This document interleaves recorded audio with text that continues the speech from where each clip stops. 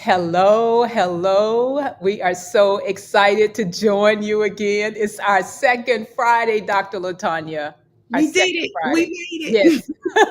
Yes, absolutely. And we have to tell you all where we're joining in from today. I'm actually joining in from a beautiful resort in Wisconsin. It's a little chilly, but it's still sunny and beautiful today. I'm looking out on this lovely lake and have had an amazing women's retreat over the last few days where I was talking about self care. And Mhm. so, where are you calling in today Well, from? I'm wearing my FAMU, I'm wearing my college colors. I actually happen to be in Tallahassee, Florida right now. Woo! Once we finish, I'll be heading west with my family to Destin, Florida. So Oh, I yeah, have not been there before, but I heard it's beautiful. beautiful. And I grew up in Miami, but there is nothing like a Gulf Coast beach. There is nothing like it. So Destin and Wow. Panama City, Mexico Beach, you got to come visit. Mhm. Yes, I will. I will.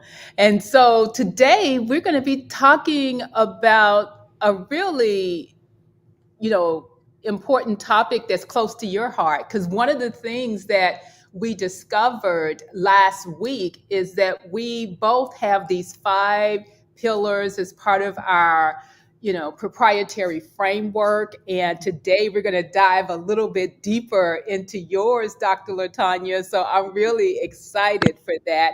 And for all of you who are joining, we're talking about economic equality as well as higher education and just how all of that comes together. And there is probably no better two people than the two of us to be talking about this because I am Dr. Pamela Ellis, the education doctor, and I have been supporting families with going into college without overpaying for close to 20 years now. And so, Dr. Latanya, what about for you? What you've been doing on the Yes. economic side? And I appreciate that question. A lot of the work that I do Mhm. is really based in you we can compare it to like social work. Yeah. I help families get on the same page about money and wealth. And we know there's a lot of emotion Yes, there around is. families, money, and wealth. So I do that through coaching, leveraging my research on wealth Yes. transfer strategies and the Black wealth experience and the framework that I created, Dynastic Wealth. Yes, yes. So let's actually get into that because, that's not just, your name, but that's also your registered trademark name, Dynastic Wealth. And so, how would you define the difference in dynastic wealth Mhm. versus generational wealth, which is a term that in some ways almost feels like a buzzword lately because we've been hearing a lot more about the term generational wealth. So, how do you distinguish it? Thank you for that question because I had to make the distinction in the actual trademark application, as a matter of fact. Yes. And so generational wealth, when we think about it, is Mhm. really, from what we understand, especially in Yes. families and communities that have been Mhm. historically excluded from pathways to wealth, we've Yeah. only been privy to wealth through financial means. So your Right. home, real estate, maybe stocks, not counting what the stock market is doing right now, right? Uh-huh. Take that out. Yes. Or even how to use the living benefit for some types of insurance policies. So that's just Mhm. one pillar of wealth, though. What I found Right. as I really began to study wealth transfer strategies, really studied the racial wealth gap, these high net worth and ultra high net worth families are cultivating five different forms of wealth. They are Mhm. being intentional about transferring that wealth in four different directions. And then the next level is there are three consecutive generations that are required to maintain control before a family reaches dynastic status. So usually from the perspective of generational wealth, we're thinking Yeah. about one form of wealth, maybe one or two generations, and one direction. Mm, For my yes. math folks out there, you can see how dynastic wealth is exponentially, literally I know. exponentially. Yes. Yeah. Absolutely, absolutely. And, with, creating your framework, which we're going to go into a little bit deeper, you have a resource that we touched on last week that you started to talk about. And I'd like you to just kind of give, our, listeners an opportunity just to hear a snapshot of what that resource, that book, Hmm. that informs, Yeah. these pillars that we're going to get into a little bit more deeply. Yes, Dorothy A. Brown, that's the author. She's Hmm. a professor at Emory University. Dorothy A. Brown's The Whiteness of Wealth. And a Yes. friend of mine, Eunice Kofi Obang, she's been instrumental in really just Mhm. leveling up my mindset. She shared this book with Yeah. me probably, I think I was just getting into the literature review for my dissertation. Hmm. I feel like I had to rewrite the lit review because of what she was unpacking in her book. And what she explores is the systemic racism that's built into American tax policies. Now, if Mhm. you're a policy wonk, if you're following anything that's happening in the current administration, you can probably make the connection between tariffs and eliminating all these different federal agencies to tax cuts, right? Because Mhm. a part of how the wealthy remain wealthy is keeping more of their money than most people are even aware of. So taxes and Mhm. tax strategies play such a significant role in controlling and maintaining wealth that people are they're literally willing to emaciate Really. a world economy to Mhm. maintain their taxes. You understand what I'm saying? So the Do. whiteness I of do. wealth is really talking about how Mhm. these tax policies are showing up in different pathways to wealth. Higher education, primary Mhm. education, home ownership, employment, retirement, literally any way you can think of. Dorothy Mhm. Brown unpacked it in her book, The Whiteness of Wealth, really looking at it from a tax policy perspective. Yeah. Oh wow. I can't wait to get into it. We have already talked about, in our fourth week, really Yeah. talking about that book a little bit more because I need a little bit more time in terms of reading it. Because I want to make sure that I can come with, some real discussion about it. And I think it's going to be great, for everyone who joins us in that final week. And so, let's get into your framework and look at those five pillars of dynastic wealth. And the first one I think is alignment, isn't it? So we had alignment, like a lot of alignment on the Yes. financial wealth pillar, on Okay. the Okay. financial wealth. Okay. Okay. You have it Well, as let's start with the first one, gotcha. financial. Gotcha. Yes, Okay. the financial. So what I'm gonna do is just share my screen for our visual learners. We want to be sensitive Ye- to that. Yes. Let's see, and there we go. So I'll make it bigger. So Uh-huh. this is, and again, for the finance, Are for you sharing it? Because I don't see it. yes. Let's see. Oh, can you add it to? Oh, yeah. There Yep, there we we go. go. There Okay. we Ooh, fancy. I don't think I've done this before. go.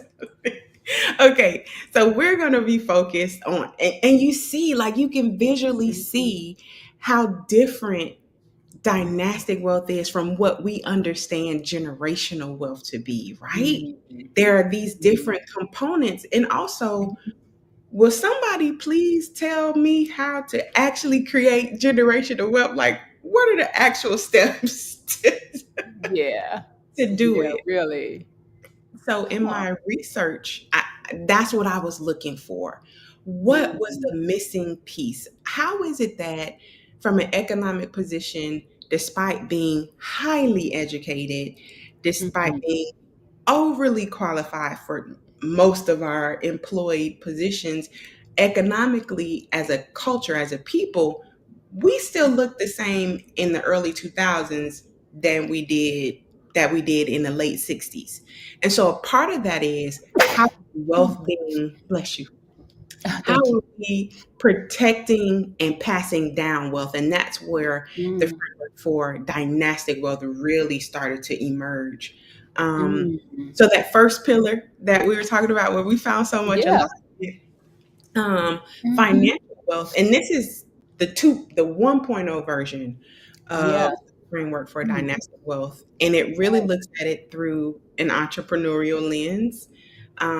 How do you build your brand identity? How do you ensure that you're positioned competitively so that your pricing is profitable, right? That you're actually Mhm. Right. creating a living wage. Yes, really. As a founder, but as I did more work on Mhm. understanding and studying the financial aspect, as I began to learn more about tax strategies and index universal life policies and how families are using their insurance as a family bank, right? So Mm. then we're looking at, okay, what is the stock market doing? Where do I have more control? Right. And Mm. how do I leverage the control that I do have over the pathways to financial wealth that I'm building through entrepreneurship or through buying a business, owning my home, Mm. real estate investment stocks, high yield, like all of these other ways that just haven't become a part of our Yeah. normal way of operating. Yeah. Yeah. I mean, for me, I I mean, some of the, the terms that you're using, some of the things that you're talking about, these instruments, I certainly had no clue or any thought of them Mhm. growing up. And, when you mention about how we really haven't changed as a community from, many years ago, maybe close to a century ago, to the 2000s. And that just like really just kind of blows my mind when I think about that, and how in many cases we may feel like we're progressing, Mhm. but not really. Mhm. Not Mhm. really. And there are too many one offs, I think, in Yeah. our community. And Yeah. so, what you're talking about is something that just doesn't affect one or two people, Right. but generations of people.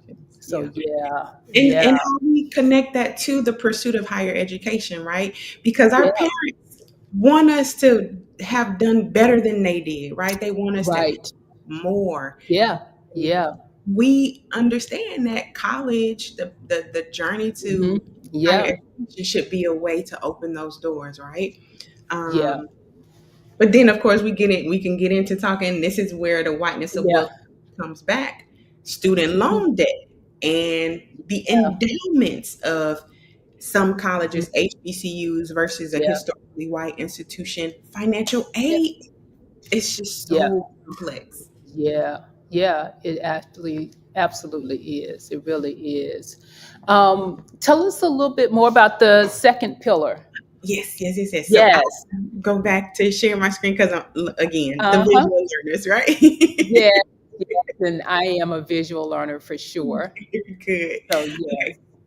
So for our second pillar, where we're talking about spiritual wealth, and this isn't couched in any religion per se, but this is Mm, the idea that the work that you're doing, the work that I'm doing, the work that parents are doing across the board is in service to something greater than themselves. So mm, this is another major distinction between mhm, what we understand generational wealth to be and how we extend the conversation into dynastic wealth, because this is mhm, the inflection point at which we involve the whole family. So where I said I help Yeah. families get on the same page about money and wealth, this is where the work really happens because we have to Mm, reckon with our energy, our relationships, our mm, trauma with money in order mm. to really have these conversations that extend beyond just our household into the larger family collective. And so when I work with families here, this is where we get into talking about, well, who are you as a family? Um, Mm, so it's not just, I'm Tanya, the oldest of two, whose mhm. mom is the second oldest girl. It's more than that, right? It's how Right, am I showing right. up in the family? How am I adding value to the family? Um, Mm, and that requires some conversations that we've not been really taught does. to do, not been taught to have, And right? I think conversations that sometimes we may not be comfortable having, Absolutely. because the two words that you mentioned as part of this definition of the spiritual component is energy and trauma. Yes. And when it comes to money, money itself is energy, Yeah. and there's a lot of emotions around money. How we spend it, how we save it, how we invest it, how we earn it. There's so Mhm. much emotion around it. And then for many of us, there's trauma, or there's stories that we've told ourselves, or ways that we've watched our parents with their money that we carry into our family situation.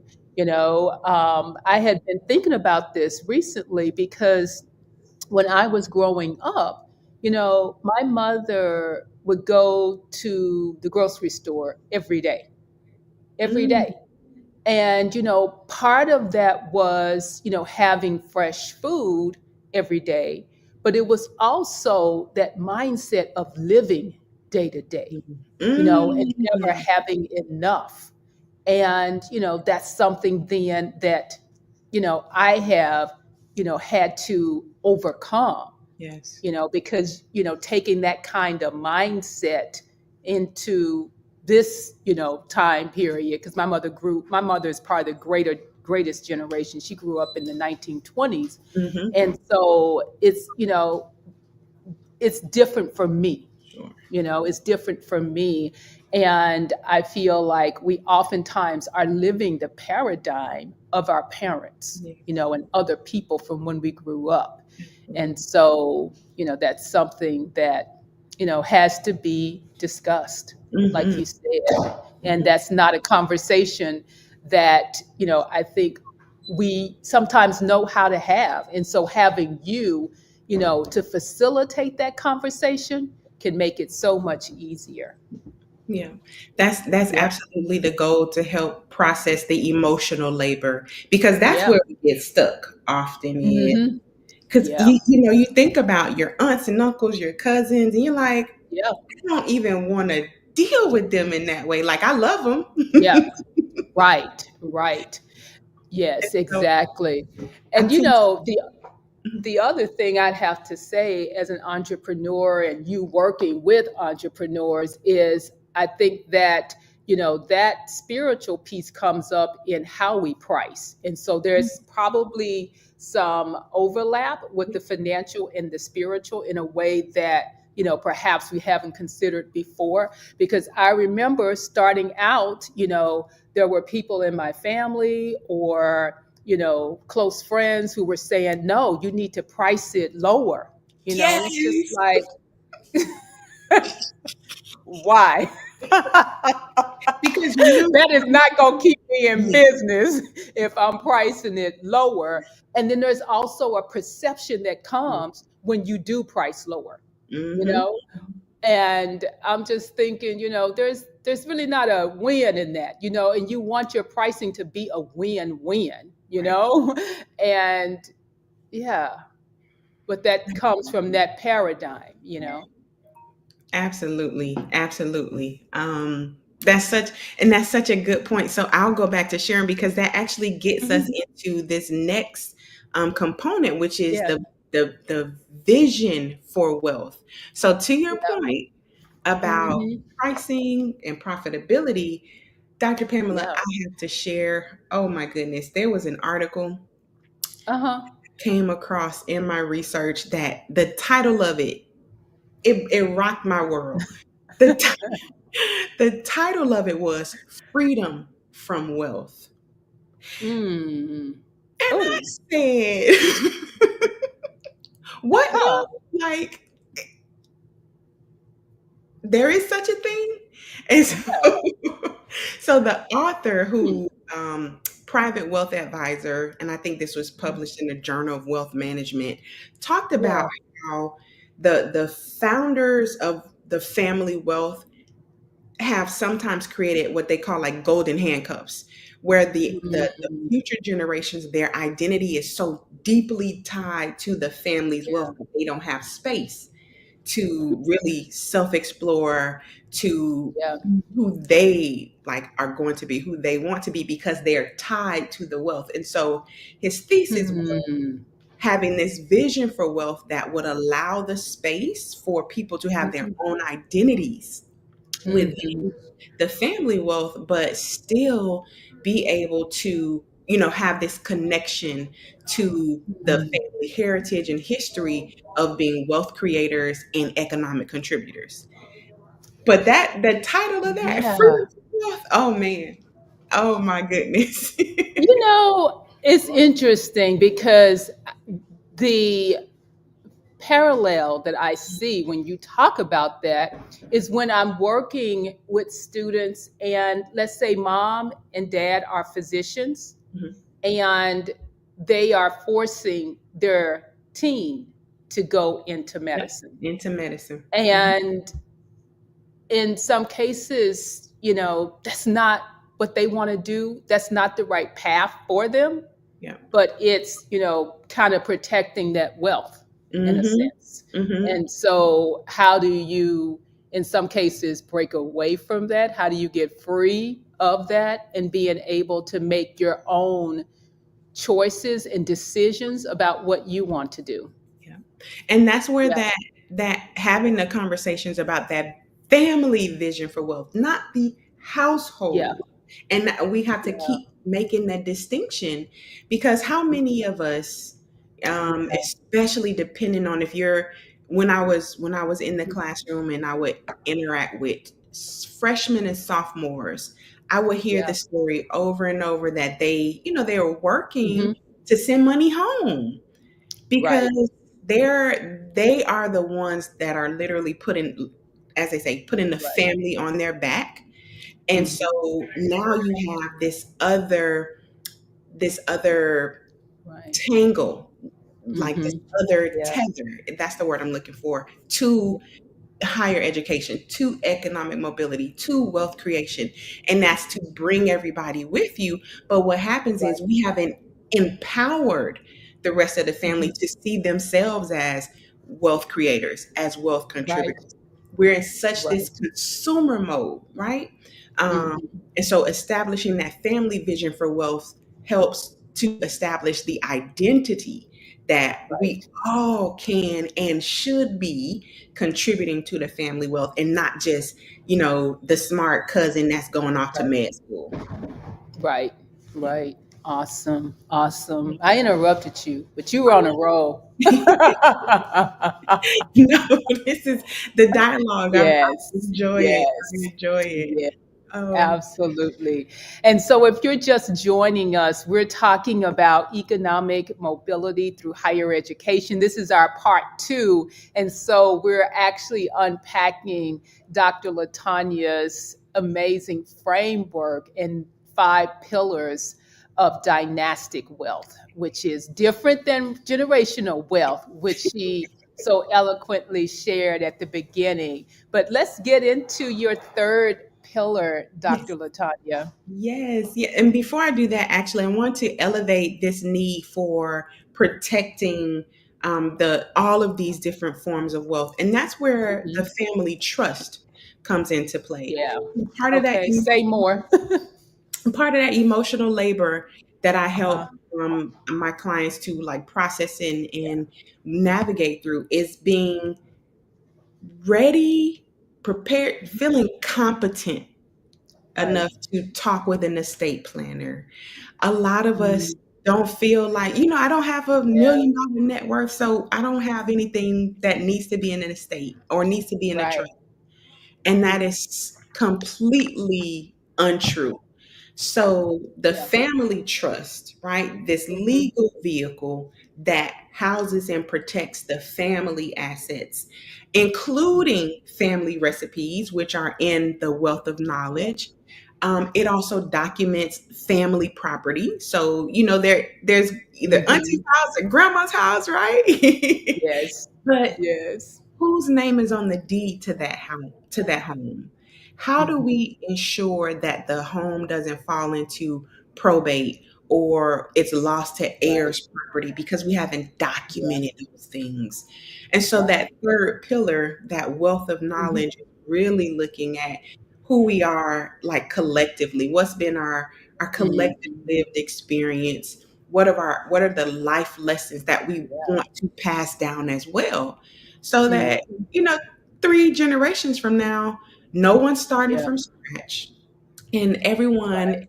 to the extent possible, has as much information for what's relevant for the time to make decisions Mhm. that are going to continue to advance them through economic mobility and through just being a good person, right? Because we need a lot Mhm. more of that in the world Yeah. today. Yeah, absolutely. Absolutely. That is so true. Now, you talked about, just kind of this knowledge Mhm. base. I want you to say a little bit more about that in terms of these documents and Mhm. where to even store them and just kind of how to think about that. Sure. A part of, I want to say one of the first things that I do in Mhm. family coaching is I actually lead reading circles. And The Whiteness of Wealth is one of the books that I have my Yes. clients, families read. Yeah. Everybody's not a reader. So I had to pick out the Yes. relevant chapters, but then I Uh-huh. facilitate the dialogue and that Mm. peer-to-peer learning within the family. Yeah. So Mhm. the research method that I used was phenomenology, the study of Mhm. lived experience of a group of people, but also identifying the patterns that emerge from that. Mhm. So as the Yeah. family is sharing what they're taking away from reading, Mhm. The Whiteness of Mhm. Wealth or Yeah. Entrusted, which is the other book that I Mhm. facilitate the reading circle on. I'm Yeah. taking that data and building Uh-huh. out a draft of their family constitution. So Okay. before it's Oh, wow. A yeah, family constitution. I love that. yes. I love that. So it gives the family Uh-huh. agency because the Mhm. estate planner will give you, a boilerplate Yes. template. Dr. Yeah. Pamela, you'll get the same 47-page document that I got. But this Uh-huh. family constitution, which Yeah. captures family recipes, it captures information about family assets and properties, Yeah. and even family traditions. So, like in my Yeah.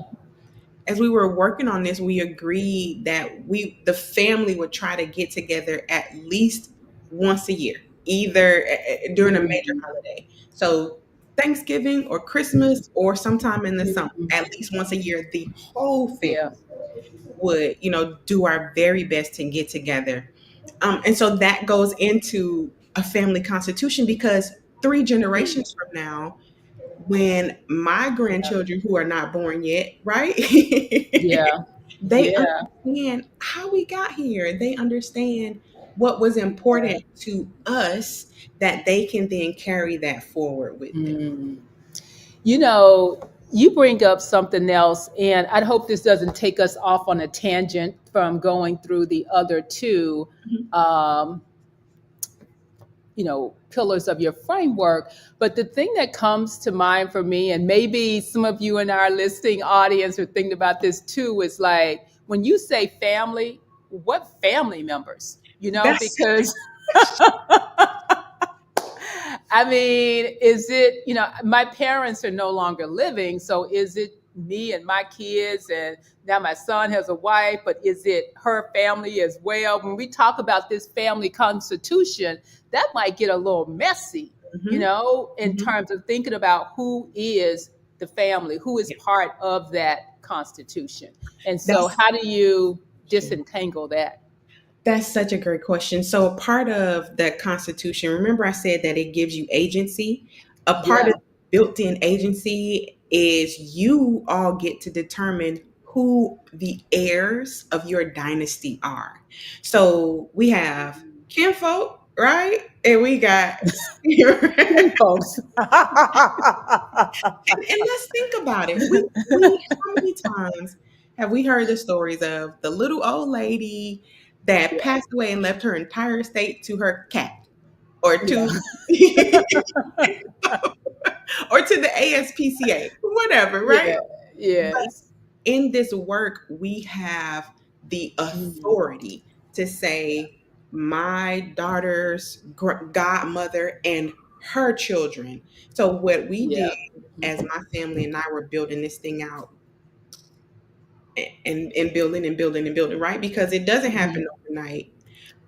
We actually were about 3.5 years into working on these things. Really? Yeah. Oh, Um, wow. so Wow. And one it's a of living document. Yeah, yeah.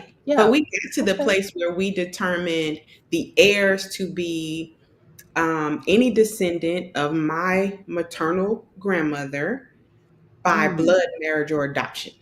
So that means my aunt and her children and her children's spouses, right? And then we got to mhm. talking about prenups and divorce and those kinds of things Yeah, because those are real scenarios. they are. They are. Yeah. Yeah. Oh, wow. So let's get into the fourth one. So the fourth one, let's see, that would be our intellectual wealth. And so if we Mm, could, so you'll see that there's a lot of overlap between intellectual wealth. We have the vision for wealth that mhm. is first was introduced in our spiritual wealth, and also passion, skills, and abilities, which is tied to our wealth of knowledge.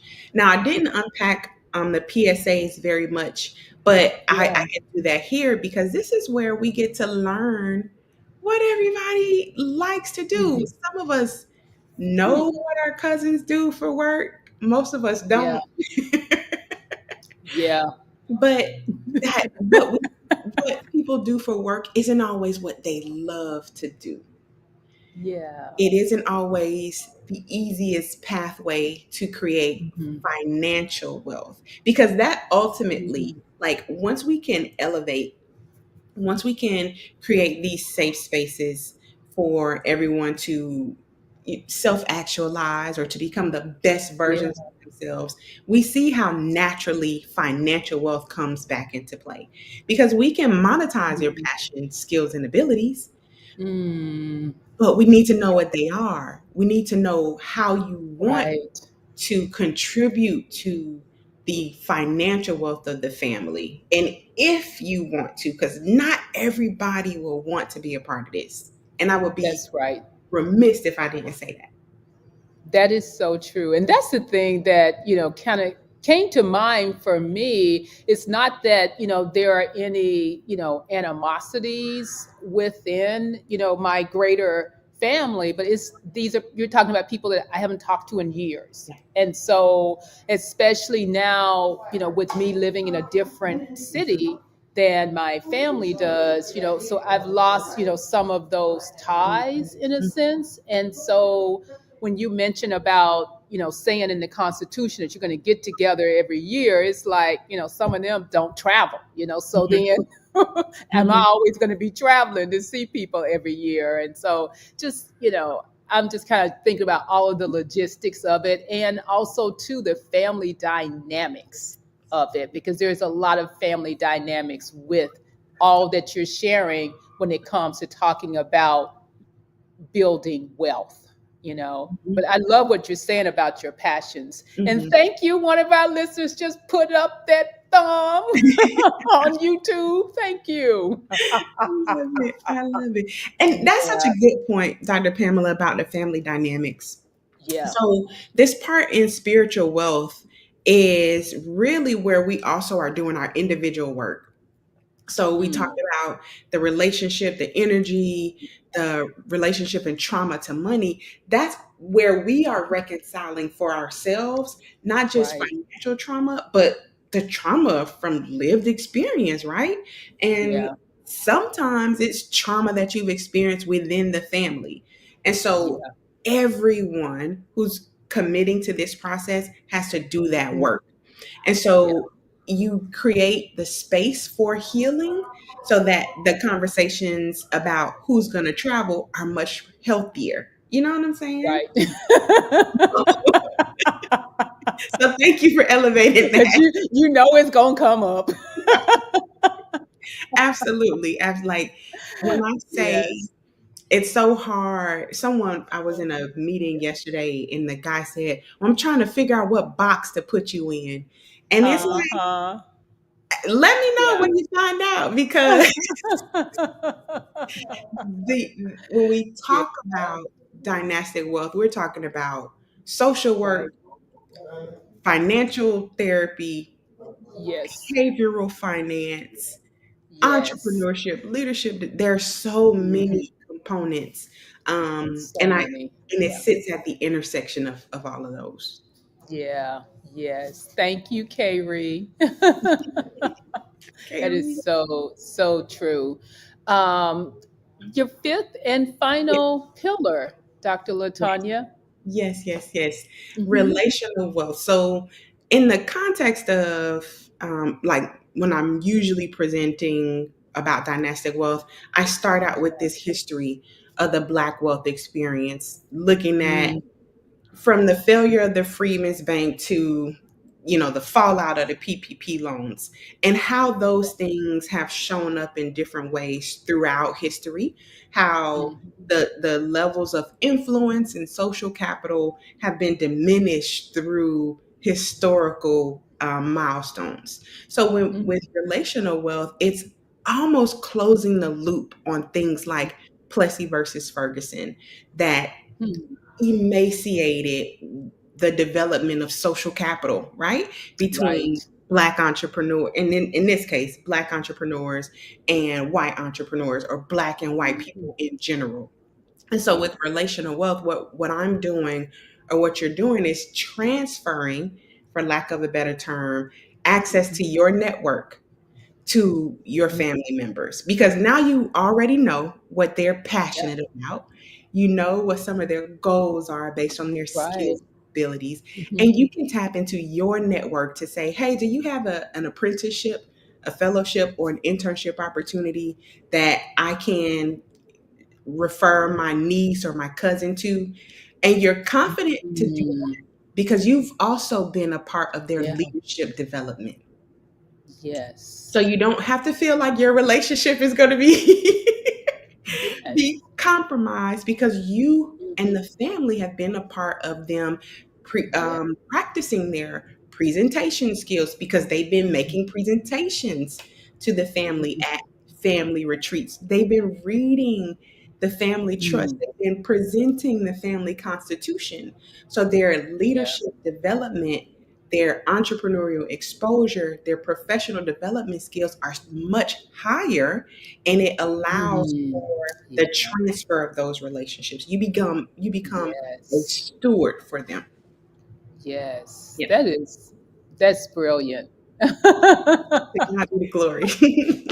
Yes, that is brilliant. I love it. I love it. And, just, hearing about, just the history, Yes. that you take into account in doing this and thinking about, navigating the family dynamics and bringing people together to communicate with one another about such a sensitive topic as money and how that money is going to, you know, be, wealth building and Yes. also transferred, Yes. So how do you keep people from just only thinking about themselves in the moment, and Mhm. spending it all to really thinking about how is this going to be passed down and how do we use it in ways that are really going to benefit all of us and grow it in a new way.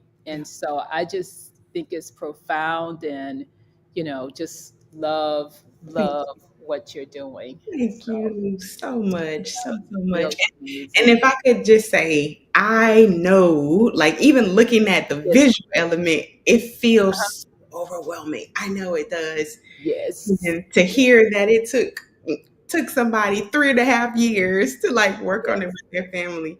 One of the things that I'm really Mhm. excited about is the opportunity to help collapse time for folks. Yeah. So from the Mm. research I've done, from my Yeah. own experience, and really just putting that into a step-by-step plan. Going back to my list, my Right. question: Hmm. how do I build generational wealth? So Yes. I created a 12 based on this phenomenal book, The Hmm. 12th Year. I created a tracker, a 12-week tracker that shows Mm. this is what you do in week 1, day 2, and you assign it to this cousin, like that kind of thing. So excited. Really? You did Yes. that with 12-week year? Yes, I did. I did. Oh, wow. That's awesome. That Yes. is awesome. Yes. That's So awesome. I'm looking forward to sharing more about that in our Yes. in week 4 or something, part Yes. 4. Okay. So what's the gift? You got something to give everybody, right? Oh, yeah. Well, yeah. So What's the actually, you gift? know, there For is the everybody who joined us. Thank you, Dr. Stone. Oh, thank you. Thank you. Yes, Miss Daria Dillard Stone. She is a servant leader from Yeah. Dayton, Ohio. Oh, Oh, so good to hear from you. Yes, very yes. Kaylee, you're awesome, Kaylee. Carrie. Thank you for Okay. that. So So, go ahead. yes, I actually have it on screen again for the visual learners. But if I could share that. So these are the steps. I got you links on how to work with a genealogist to start doing your family history. There are some resources Mhm. on learning how to manage the tax Yeah. policies. So this is the checklist. This is a free gift. I'm happy to share with folks. And then I'll just show this is how we turn it into a 12-week program. I mean, for lack of a better term. So let's say our 12-week year starts on April 30th. It Hmm. automatically will update the end of your 12 weeks. It'll automatically populate what your due dates are. And then what you would do here is in conjunction with your family. Don't just assign it to somebody, but you would like who's responsible for that. So let's say Tanya is responsible for that. When we go over here to our calendar, it will Mhm. say it's probably in week 2. I don't remember, but it automatically populates so you can see what you're supposed to be working on in week 1. Yeah. But the first step is knowing Yeah. what you should be doing, what you need to gather, what are the Mhm. documents and details. So that's the free gift Yeah. that I'm excited to share with everybody. Ooh, I gotta give me one. Gotta give me one of them. Yes, that's your checklist. Yes, yes. Well, thank you so much. And thanks to everyone who joined us. I mean, we're so grateful for you and look forward to talking with you next week. We'll be in our regular time slot next week. And so we'll be sharing a lot more about economic mobility through higher education. So thank Um, you all and have an amazing weekend. We look forward to seeing you next week. right. Bye, everybody.